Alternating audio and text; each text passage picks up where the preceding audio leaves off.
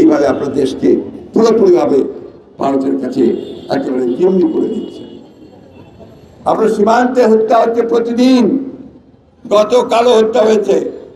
এই বিষয়ে একটা কথা আপনারা বলেন নাই এই সফরে।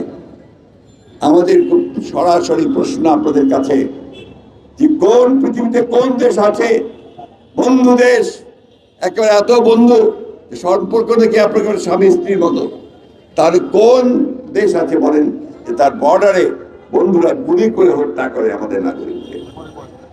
এই বিষয়গুলো জবাব দিতে হবে। অনেক কথা বলেছেন, আমি শুধু একটা কথাই বলি, আপনাদের এই আত্মরক্ষার জন্য যে সমস্ত কথা এখন আপনারা বলছেন, এই সমস্ত কথা বলে জনগণকে আর বিভ্রান্ত করা যাবে না।